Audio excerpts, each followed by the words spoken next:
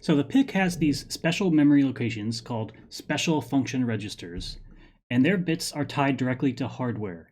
So that means that when we're running a peripheral, we will set it up by changing the SFR bits. Those SFR bits are variables that are tied directly to hardware. So say when we change the bit in lat, that literally makes a pin turn from high to low or low to high.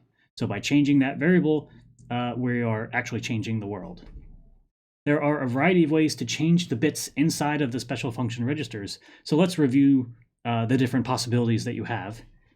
In this case, let's look at the tris bits, but all the things we're about to talk about apply to any special function register.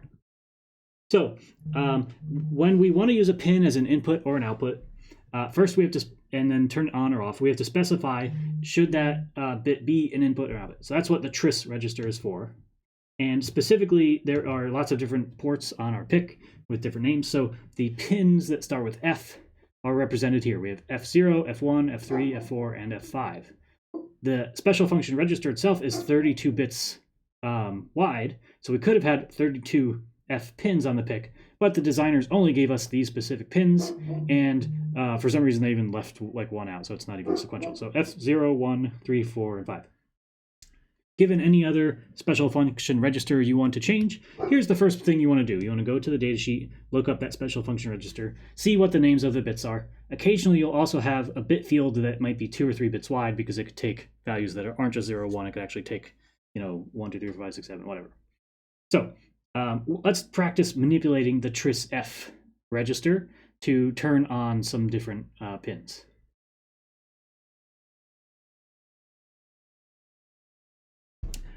So we're specifically going to be doing tris-F, and let's say that it is initially 0.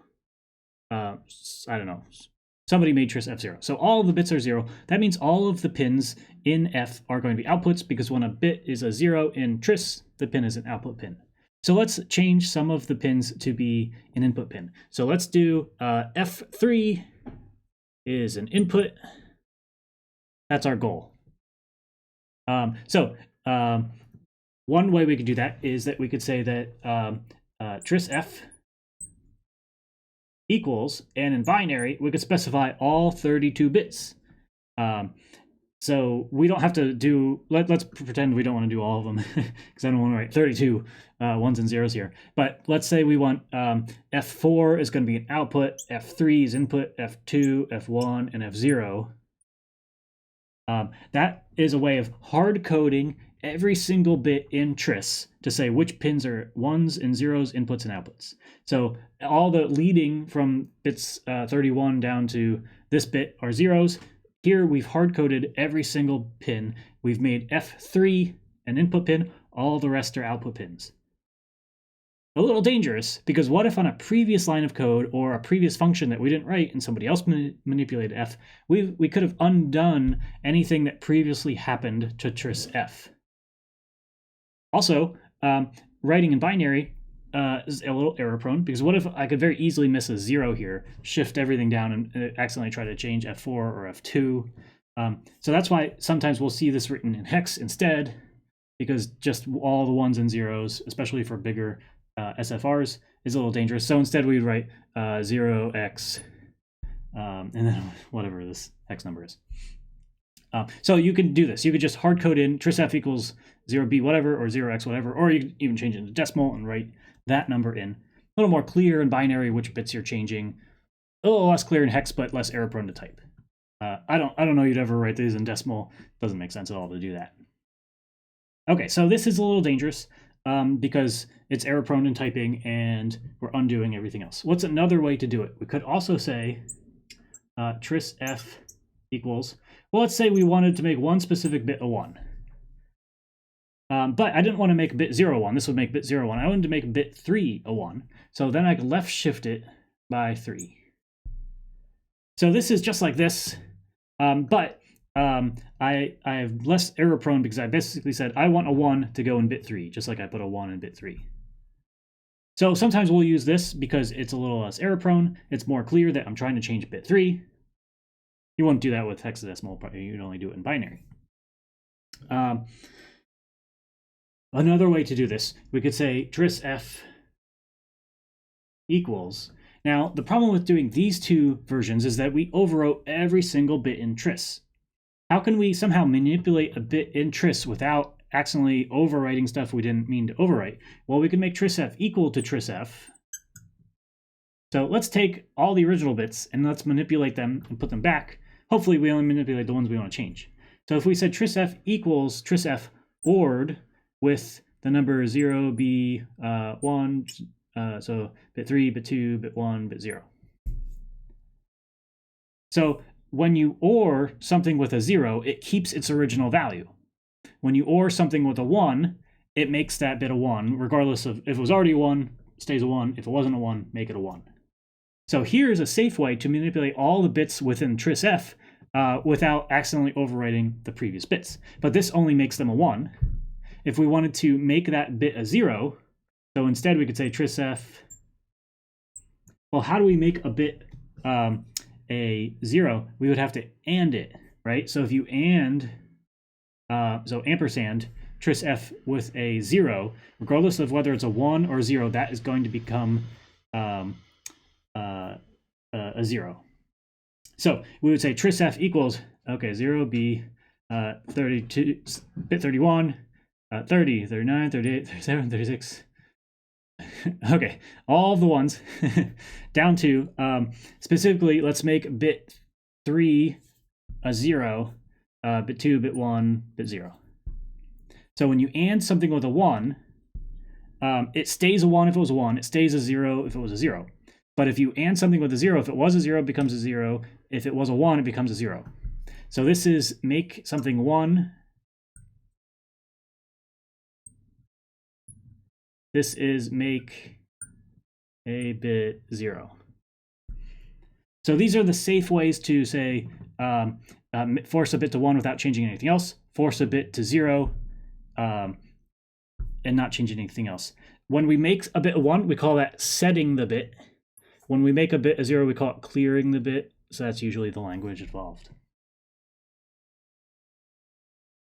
Okay, well, if we went back to chapter 5 and looked at how these bit manipulations are working, this is going to be a little bit slow because this one line of C says, go load this version of the variable, go load this version of the variable, do the math, and save it back. So that one line of C might get turned into, I don't know, 5, 10 lines of C without the optimization on or something. So while it's pretty straightforward and we're making sure we're not overwriting bits by accident, it's going to be slow. So the PIC has special things called atomic commands.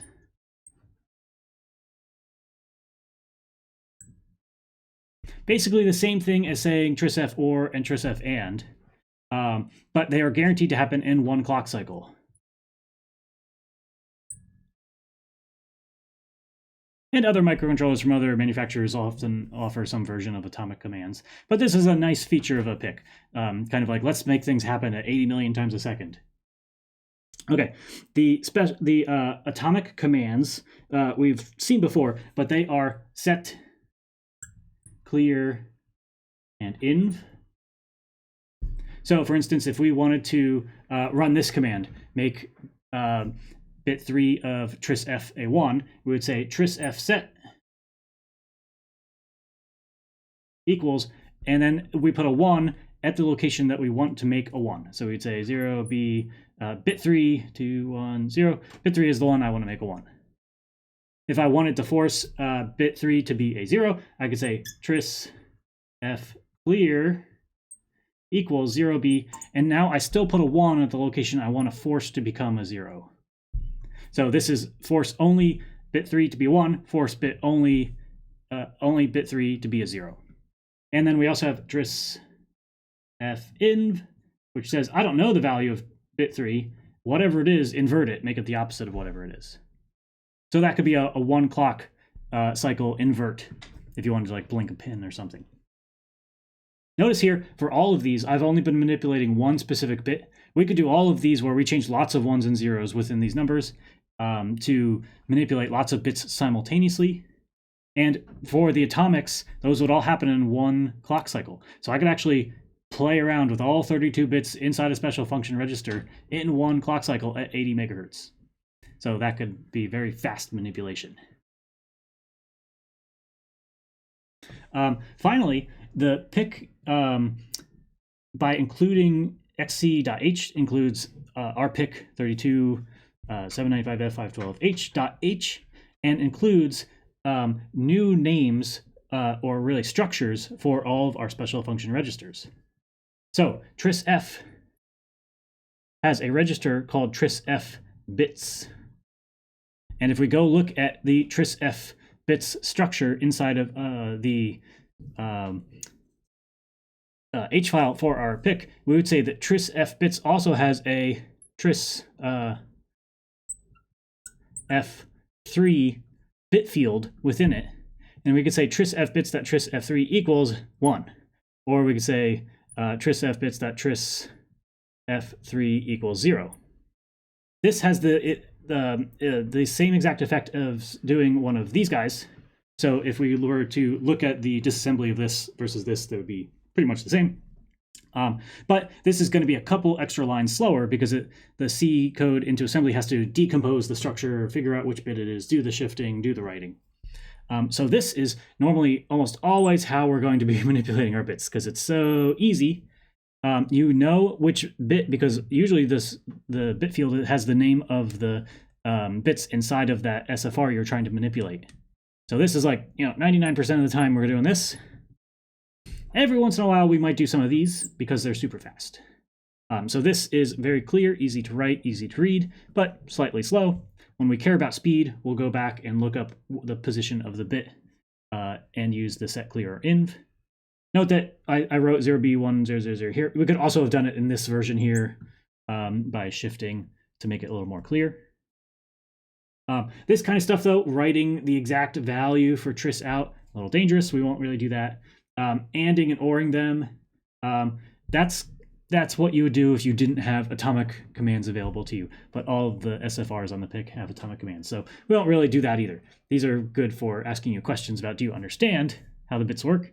But in the end, we're going to be doing things like bit fields and atomic commands.